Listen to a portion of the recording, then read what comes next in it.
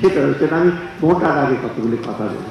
প্রথমত তিনটা জিনিস আমার মনে হচ্ছে ব্যাংকিং সেক্টরে, আমি তো অনেক আজকেও আবার ইন্টারভিউ বেরিয়েছে, ভালো করতে গিয়ে লোকজনকে চাপ করছে, মানে বাংলাদেশ এত ভালো করছে সবকিছু করতে গিয়ে লোকের বারোটা হচ্ছে। যাই হোক, সেটা আমি বিশদ যাব না। প্রথমত হলো সুশাসন হওয়া, সোজা। এখন ব্যাংকের মালিক, ব্যবসায়ী, রাজনীতি একাকার হয়ে গেছে, পৃথিবীর কোনো দেশে এরকম না। পার্শ্ববর্তী ভারতে দেখেন আপনি কি ব্যবসায়ীরা সব ব্যাংক ওন করে, রাজনীতিবিদরা ব্যাংক ওন করে, আমাদের দেশে ব্যাংক ওন করবে তারাই তো চালাতে সব। রেসপেক্ট টু ডক্টর মাহবুব রহমান সাহেব, উনি ব্যাংক ইসে করে, কিন্তু এখন সময় আসছে ওনারশিপ ডাইজেস্ট করা, এবং এই ডাইজেস্ট করতে হলে কিন্তু রেডিক্যালি আইন ইসে করতে হবে, অথচ আইন সংস্কার থেকে উল্টো রতে যাচ্ছি। আমার সময় দুইজন পরিচালক ছিল ফ্যামিলিতে, 3 বছর থাকতো 6 বছর, এটাকে 4 জন করালো 9 বছর থাকে, হইচই করালো 3 জন করলো 9 বছর থাকে, এটা কি রকম না। আরেকটা আইন সংশোধন করতে বাংলাদেশ, আমি বুঝলাম না যে আগে একটা ছিল যে কোনো ব্যাংক যদি কোনো গ্রুপ যদি ডিফল্ট হতো, যে কোনো একটা লোন, ধরেন একটা বিরাট গ্রুপে ফার্মাসিউটিক্যাল ইন্ডাস্ট্রি আছে, কনজিউমার গ্রুপস আছে, ফার্মাসিউটিক্যাল ইন্ডাস্ট্রি যদি ডিফল্ট হতো পুরো হাউস পাবে, আমাদের না, ওইটা যদি ডিফল্ট হয় অন্যগুলি পাবে। তার মানে কি, ইচ্ছা করে একটাকে ডিফল্ট যে টাকা নেবে, মানে অদ্ভুত ব্যাপার। মানে এইগুলো কি খুব, আমি বলি খুব লেজিবল, খুব ইন্টেলিজেন্ট ডিসিশন নাকি, আমার তো কেন মনে হচ্ছে এগুলো অ্যাডহকিজম, হঠাৎ করে ডিসিশন নেয়, আবার 2 দিন পর আবার চেঞ্জ করে। এবং বাংলাদেশ ব্যাংকে আমি জানি না এত ঘন ঘন সিদ্ধান্তের পরিবর্তন, এতগুলো সার্কুলার। আমি 4 বছর ছিলাম, সর্বোপরি 10 ভাগের 1 ভাগও সার্কুলার কথা আমি দিই নাই, এত ঘন ঘন সার্কুলার দিচ্ছে, কালকে এটা পরশু দিন হঠাৎ বলে না না এটা হবে না ওইটা। তার মানে কি পলিসি মেকিং ডিসিশন, পলিসি এত রং। আমি বলবো যে ব্যাংকের এই প্রবলেমটা পলিসি লেগেছে, নীতির। আপনি ধরেন ফরেন রিজার্ভের ব্যাপার, 2-3 বছর আগে দেখেছি আমরা ফরেন রিজার্ভে চাপ পড়ছে, 82-র মধ্যে রেখে দিলেন, $12 বিলিয়ন খরচ করে ফেললেন, কিসের জন্য? ইন্ডিয়া, মালয়েশিয়া, থাইল্যান্ড কিছুটা ডিভেলপ তেমন করে না, সবাই ডিভেলপ করবে, আমরা আমরা অনেক স্ট্রং ইকোনমি, আমাদের ফরেন এক্সচেঞ্জ রেট এত ভালো, $12 বিলিয়ন খরচ করে মাথা রাখবে।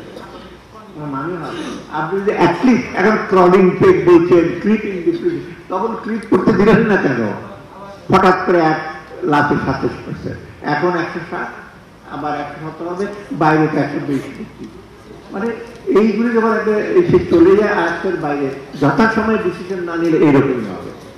এই জন্য যদি আমাদের বিদেশি পলিসি ফেলিউর, এবং আমি মনে করি নিয়ন্ত্রণকারী সংস্থার ফেলিউর একটা বড় ফেলিউর, শুধু পলিটিশিয়ান দোষ দিলে চলবে না। আমার সময় তো পলিটিশিয়ান তো ছিল, তারা কি নতুন ব্যাংক চায় না? নতুন ব্যাংক অনেক কিছু করেছে, we engage with the politician, argue করেছি, মাঝে মাঝে আমি খুব শক্ত, মাঝে মাঝে আমাকে জিজ্ঞেস করতে সামনে, গভর্নর আপনার কি অসুবিধা, একটা ব্যাংক দেন না কেন, নাম বললো না, কয়জন ব্যাংকের চেয়ারম্যান আপনার মিটিং দেখতে দিয়ে দেন না কেন, আর উপর থেকে বলতো তুমি 4টা সিলেক্ট করো, আমরা 2টি সিলেক্ট করি, এরকমও সাজেশন দেই নেই, না দিয়েছে, আমার চাকরি চলে গেছে, চাকরি চলে যাওয়ার উপক্রম ছিল, এনিওয়ে সেটা অন্য জিনিস। অর্থাৎ এই জিনিসগুলো যদি আমরা ঠিক না করি, মোট কথা পলিটিক্যাল উইল আর ইচ্ছা না থাকলে কিচ্ছু করতে পারবে না। অ্যারিস্টটলের একটা কথা আছে, ideas and willingness, not the event, not the nitty gritty. আগে যদি ভালো আইডিয়া এবং সদিচ্ছা থাকে, পৃথিবী বদলে দিতে পারে।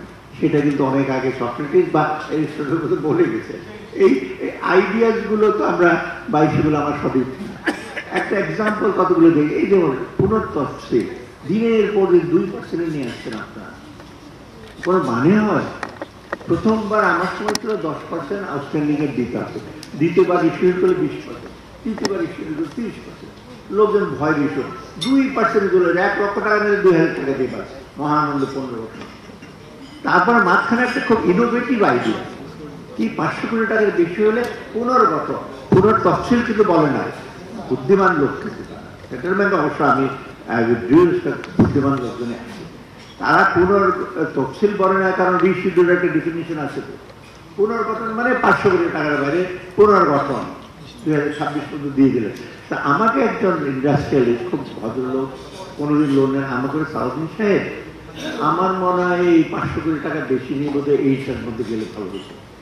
মানে আমি যখন কথাটা যান পরে না, আপনি ভালো করছেন, ওদের যেন না, যান না, আপনাকে সুনাম আছে। অর্থাৎ এইগুলো নতুন নতুন ইনোভেটিভ আইডিয়া, দুষ্টের দমন শিষ্টের পালন না করে দুষ্টের পালন শিষ্টের দমন করেই president. This is most unfortunate. অর্থাৎ আমি বেশি মোটা কথা বলবো না, যেটা ফাইন্যান্সিয়াল কান্ট্রি এমন একটা সংক্রামক বেদি আমাদের ব্যাংক। ব্যাংক আছে, আমাদের ব্যাংকে একটা বিশেষ ধরনের প্রতিষ্ঠান, বহু যুগ থেকে ব্যাংক আছে। এই জন্য ব্যাংকে দেখবেন প্রুডেন্সিয়াল নর্ম আছে, ম্যানেজমেন্ট নর্ম। একটা ফার্মাসিউটিক্যাল কোম্পানিকে আপনি বলবেন না, বাট একটা গাড়ি কোম্পানি করে লাল রঙের ওনাকে বিক্রি করবেন না, সবুজ রঙের গাড়ি করে দেবেন না, এই সমস্ত তো ভরে টরে না। কিন্তু ব্যাংকের বেলায় বলে সিঙ্গেল এক্সপোজার লিমিট থাকবে, আবার ফান্ডেড ইনকাম থাকে, কারণ এটা ডিপোজিটরদের টাকায় চলে, পরিচালকদের টাকায় না। আর বিশেষ ধরনের এই জিনিসটা আমরা কিন্তু অনুধাবন করতে পারি। আসলে ব্যাংক মানে আরো 10টা কোম্পানির মতো চলবে, যেখানে ইচ্ছা ডাইরেক্টররা যা ইচ্ছা কাজ করবে। এই জিনিসটা যতদিন অনুধাবন না করতে পারবো ততদিন আমরা এই সমস্যার কোনো সমাধান করতে পারবো না। যাই আর কয়েকটা জিনিস আমি বলছি, চ্যালেঞ্জগুলো এসে করতে হলে আপনি দেখেন, এই যে এখন বোধহয় সময় আসছে, আমি ওপেনলি করি যে নিয়ন্ত্রণ আর পলিসি মেকিং আলাদা। ব্যাংক অফ ইংল্যান্ড, আপনি কোনো ব্যাংক ফাইন্যান্সিয়াল ইনস্টিটিউশন কন্ট্রোল করেন, এটা করে কারা? পিআরএ অ্যান্ড এফসি, তাই না? প্রুডেন্সিয়াল রেগুলেটরি অথরিটি, এফসি, এবং দে আর ভেরি মাস, মানে এফসি তো ভীষণ করা হয় যে বাংলাদেশে একটা ব্যাংকে ফাইন করে দিল, তাই না? এটা করা অনুষ্ঠানের দরকার। আর পিআরএ প্রুডেন্সিয়াল রেগুলেটরি না হলে ব্যাংক বন্ধ করে দেবে।